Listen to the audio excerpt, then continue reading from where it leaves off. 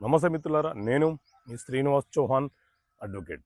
మిత్రులారా, అనారోగ్యం పాలైపోయి తల్లి లేకపోతే తండ్రి మరణించే సందర్భం వస్తే వాళ్లకు కనుక మైనర్ పిల్లలు ఉంటే వాళ్లకు వాళ్ళ తదనంతరము ఎవరు గార్డియన్గా ఉండాలి అని చెప్పి వీలునామా రూపంలో ఆ వ్యక్తులు రాయడానికి అవకాశం ఉంటుందా?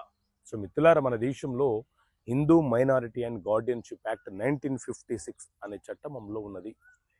ఇందులోని సెక్షన్ 9 ఏం చెప్తుంది అంటే, ఎవరైనా సరే ఒక తండ్రి తన పిల్లలు మైనర్లుగా ఉన్నప్పుడు అనారోగ్యం పాలైపోయి మరణించే సందర్భం ఏర్పడితే అతను తన తదనంతరము తన పిల్లలకు ఎవరు గార్డియన్గా ఉండాలి, ఎవరు సంరక్షకులుగా ఉండాలి, తమ పిల్లలను రక్షించే బాధ్యత, తమ పిల్లల పేరు మీద ఉన్న ఆస్తులను రక్షించే బాధ్యత ఎవరికి ఉండాలని చెప్పి వీలునామా రూపంలో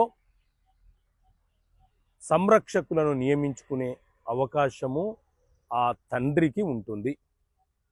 ఆ తండ్రి మరణించిన తర్వాత ఈ సంరక్షకులకు సంబంధించిన వీలునామా అమల్లోకి వస్తుంది.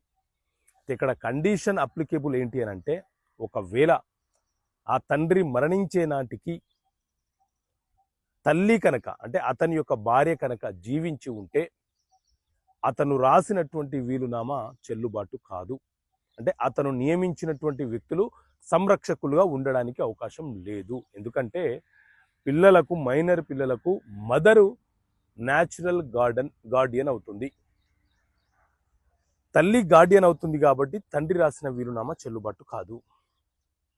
ఒకవేళ తండ్రి లేని పక్షంలో తల్లే కనుక తన తదనంతరము తన మైనర్ పిల్లలకు ఎవరు గార్డియన్గా ఉండాలని ఏదైనా ఒక వీలునామా రాస్తే ఆ వీలునామా ప్రకారంగా ఆ వ్యక్తులు గార్డియన్గా ఉండే అవకాశం ఉంటుంది. ఆ మైనర్ పిల్లల యొక్క ఆస్తులను సంరక్షణ చేసుకునే అవకాశం ఉంటుంది.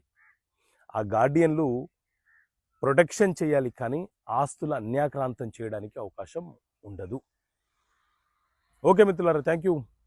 జై హింద్.